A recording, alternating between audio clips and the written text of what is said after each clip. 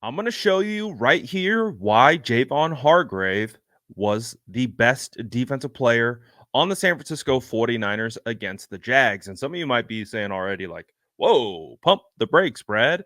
Like, did you not see that Nick Bosa got NFC Defensive Player of the Week for the entire NFL? 100%. I saw that. And for good reason. Nick Bosa had a hell of a game as well. 1.5 sacks, pass deflection. He almost had a would-be sack that turned into an interception on a tip drill that Talanoa Hufanga picked up. However, I do want to show you the impact that Javon Hargrave had on this game, whether it was him putting up the stats or affecting stats for others. He affected this game in multitude of different ways, whether in the run game, pass game, or creating turnovers or sacks for other players. I'm going to show you right here. I got 6 plays. Hang with me for just 6 plays so I can show you the true impact that Javon Hargrave had against the Jags. It was good. It was nice. And we're going to break it down right here.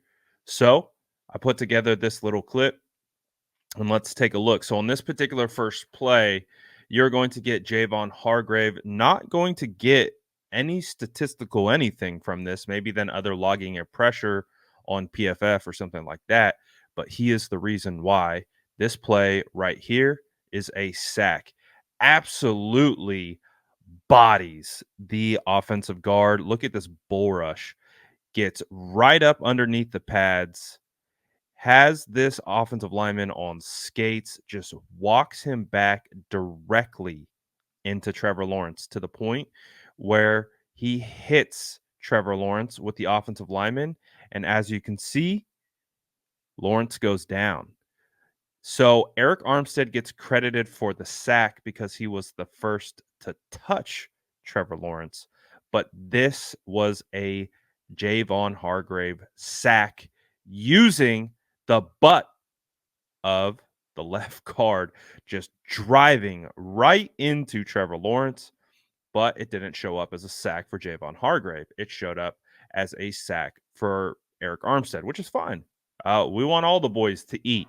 But play one, example of why Javon Hargrave was balling this game. Here you go. Now he gets on the stat sheet with his own sack. You can see this was actually kind of like a busted play. It was like a screen that just did not work for them. No wide receiver turned around for this ball. And Javon just went straight past 74, got the sack. So that one, he showed up on the stat sheet with that one. And it was also Bosa and Chase right around him as well. But that's the one that Hargrave was able to log. But it wasn't just in the passing game. Javon Hargrave was also a menace in the run game. Take a look right here how he gets through this double team and is able to get Travis Etienne right away. This is really good job. You see they try to double. He splits the double. 74 cannot get the correct leverage. 74 needs to get his helmet across on the other side because, as you can see, it's extremely easy for Javon Hargrave to get off this block and get the tackle. Can't do that, 74. And then on this one, we have Javon Hargrave creating another sack for one of his teammates. This time it's Cleveland Farrell. And man, he is so good in short area space. You can see 72 setting up his wide base, trying to keep Hargrave in front of him and trying to anchor against the bull rush. And when he does that, you're going to see Hargrave take his left hand, put it on the outside shoulder, and rip and swim. See the swim right here? And boom, that is a scary sight for a quarterback who has a defensive lineman effectively unblocked standing right in front of him that quickly. So, as you can see, as a result, Hargrave creates the pressure. Lawrence steps up. Hargrave goes into chase mode and runs Trevor Lawrence right into Cleveland Farrell's arms. Hargrave was a menace this game, guys. I'm telling you. Again, not going to show up on the stat sheet. That's 3 sacks right there that I would say Javon Hargrave is responsible for. Again, you're not running into his gap, especially on a one-on-one block. 72 has no shot here. Absolutely. He's trying to wall him off. No chance. Hargrave gets off the block, just wraps up Travis Etienne. And then this big play right here, almost sack turns into an interception for Fred Warner.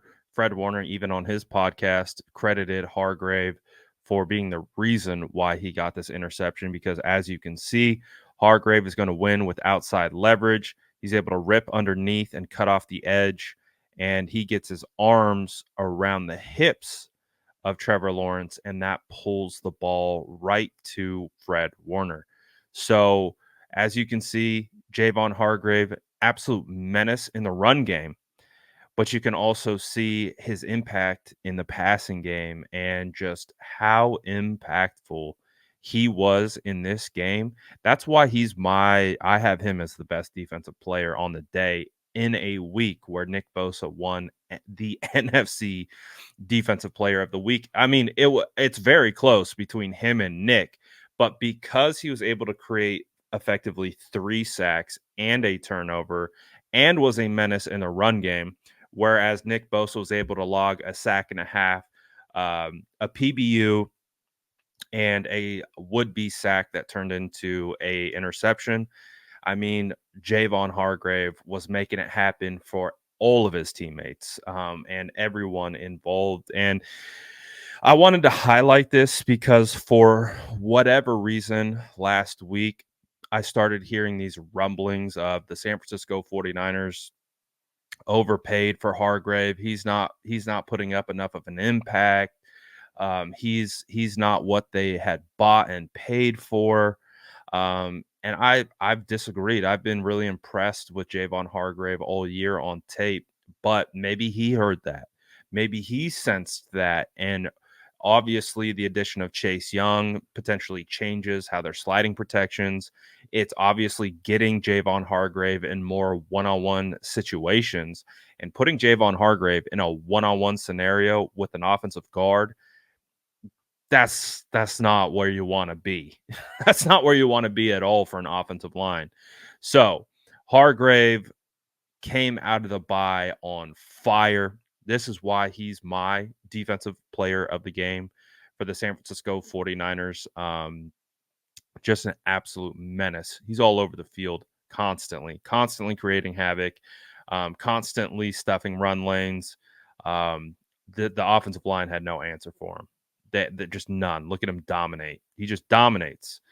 He's so quick. He's so strong.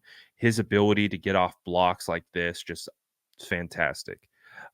His presence on the interior has been a big boost for the 49ers. And now that you got bookends that can get after the passer, it really opens up a lot of options for the 49ers, specifically their defensive line moving forward.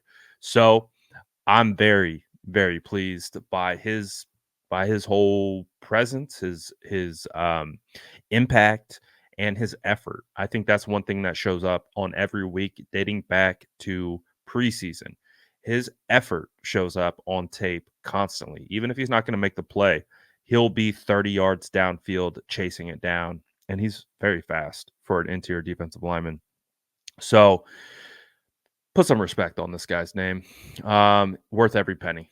Worth absolutely every penny. And again, like I said, with the addition of Chase Young, it just really ties together the entire defensive line.